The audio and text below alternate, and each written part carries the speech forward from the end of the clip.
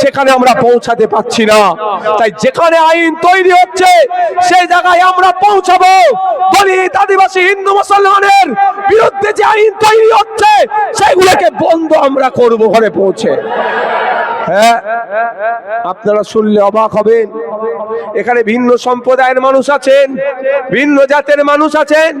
পশ্চিম বাংলায় এটা সরকার চলছে না, এটা সার্কাস চলছে। এই সার্কাসটা বন্ধ করে প্রকৃত অর্থে সরকার আমাদেরকে চালাতে হবে। তাই প্রকৃত অর্থে সরকার চালাতে গেলে 148টা সিটের প্রয়োজন। যে 148টা সিটের মধ্যে পাঁশকুড়া পশ্চিম একটা হবে, এ শপথ আমাদেরকে নিতে হবে। এক পাঁশকুড়া পশ্চিম হবে, পাঁশকুড়া পূর্ব হবে, নন্দীগ্রাম হবে, ভাঙড় হবে, দেগঙ্গা হবে, আমডাঙ্গা হবে, যাদবপুর হবে, উত্তরপাড়া হবে, বারাসাত হবে, মধ্যমগ্রাম হবে, হাড়ুয়া হবে। এই রকম করে রাজ্য থেকে 148টা সিট নিয়ে আমাদেরকে আইনসভার মধ্যে ঢুকতে হবে। কারণ আপনাদের জানিয়ে রাখি, এই যে সরকার চলছে শুধু নাম কাস্তে দেখানো দেওয়ার সরকার চলছে।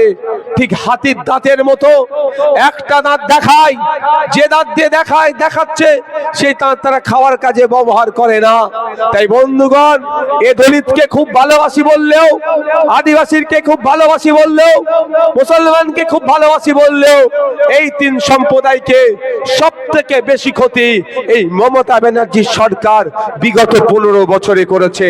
তার আমি দুটো তিনটে উদাহরণ দিচ্ছি। প্রথম উদাহরণ দিচ্ছি, আপনারা জেনে রাখুন। প্রথম উদাহরণ হচ্ছে চাকরির ক্ষেত্রে, উচ্চ শিক্ষার ক্ষেত্রে 22% সংরক্ষণ শিডিউল কাস্ট সমাজের আছে, অর্থাৎ দলিত সমাজের আমরা যাকে বলি আছে। খাতাই কলমে 100 জন সরকারি চাকরি পেলে বা উচ্চ শিক্ষায় 100 জন সুযোগ পেলে 22 জন দলিত হয় খাতাই কলমে, কিন্তু প্রকৃত দলিত 10 জন সুযোগ হয়তো পাচ্ছে না। কারণ ফেক সার্টিফিকেট বানিয়ে যারা উচ্চ বর্ণের মানুষ, এই ধরনের প্রমাণও আছে। মুসলিম সম্প্রদায়ের মানুষ সে দলিত সেজে আমার দলিত ভাইয়ের কোটাতে সে চুরি করে নিচ্ছে। এই সুযোগটা মমতা ব্যানার্জি সরকার করে দিচ্ছে। তাই সময় এসেছে শুভেন্দু অধিকারীর ওই নাটকের হিন্দু হিন্দু ভাই ভাই স্লোগানে আমরা বিশ্বাস করব না। প্রকৃত অর্থে দলিতদের, আদিবাসীদের, মুসলমানের যদি উন্নতি হয় তাহলে লাল ঝান্ডা খাম চিহ্নের নিচে মানুষকে আসতে হবে। লাল ঝান্ডা খাম চিহ্ন মিলে মানুষের অধিকারের কথা যে লড়াই করছে অধিকার বুঝিয়ে দেবে। 100টা চাকরি করলে 22টা দলিত হওয়ার কথা, কিন্তু 22 জন দলিত চাকরি পায় না। তার পরিবর্তে কি হচ্ছে আমরা কি দেখছি? ডুপ্লিকেট ঢুকে যাচ্ছে। আর শুভেন্দু বাবু হিন্দু হিন্দু ভাই ভাই স্লোগান তুললেও এই 22% মধ্যে যে ভেজাল ঢুকে যাচ্ছে এইটা নিয়ে একটাও কথা বলে না। কারণ হয়তো মমতা ব্যানার্জি বলে দিয়েছে ফেস টাইমে কল করে, এই শুভেন্দু তুই কিন্তু বেশি বলবি না এটা নিয়ে। ওই জন্য দিদি যতটুকু বলে দেয় হয়তো তিনি অতটুকুই বলেন। আমার তো বিশাল সন্দেহ হয়, প্রত্যেক দিন সকালবেলা আর রাত্রে ঘুমানোর আগে শুভেন্দু বাবু আর মমতা ব্যানার্জির দুজনে ফেস টাইমে কথা হয়ে যায় যে আজকে সকালে বললো আজকে কি কি ইস্যু চালাবো, আর রাত্রে বললো কেমন আমরা সাকসেস হয়েছি, দুজনে আলোচনা করে নেয়। আমার বিশাল সন্দেহ হয় ভাই।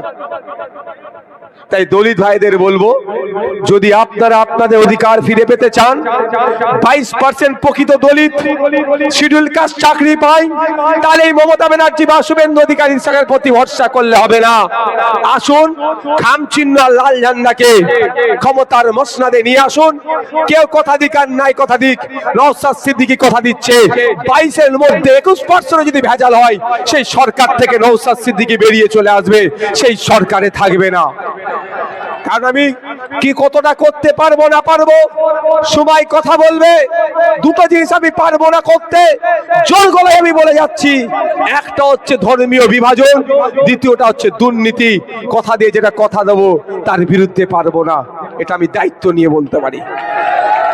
আদিবাসী ভাইদের বলবো, আপনারা শুনলে অবাক হবেন, পশ্চিম বাংলায় 80 লক্ষ আদিবাসী হয়তো খুব বেশি হলে আছে, কিন্তু 1.5 কোটি এসটি শিডিউল ট্রাইব আদিবাসীদের জন্য যে সার্টিফিকেট প্রযোজ্য, সেই সার্টিফিকেট প্রদান হয়ে গেছে।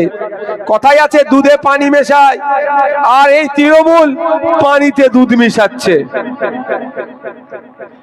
80 লাখ আদিবাসী আছে আর 1.5 কোটি আদিবাসী সার্টিফিকেট দেওয়া হয়ে গেছে।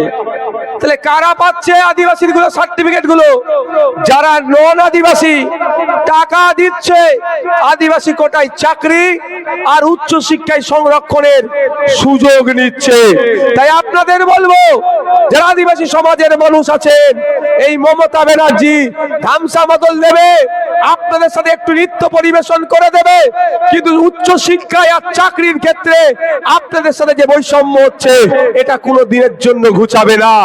আর অমিত শাহজি, শুভেন্দু অধিকারী হয়তো কোন আদিবাসী বাড়িতে গিয়ে খাবে, অতটুকুই হবে, ফটো তুলবে, ভিডিও করবে, পাবলিসিটি নেবে, কিন্তু প্রকৃত অর্থে 6% যে সংরক্ষণ আছে চাকরি উচ্চ শিক্ষায় আদিবাসীদের জন্য, সেই প্রকৃত আদিবাসী 6% সংরক্ষণ পাচ্ছে না।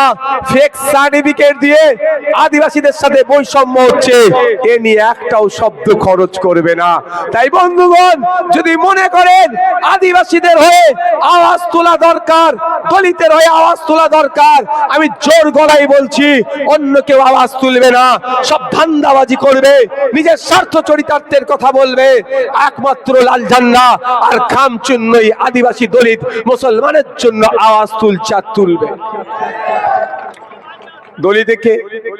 দলিতকে কতটা ভালোবাসলো বুঝতে পারলেন, আদিবাসীকে কতটা ভালোবাসলো বুঝেন। এবার মুসলমানদের মাসিয়া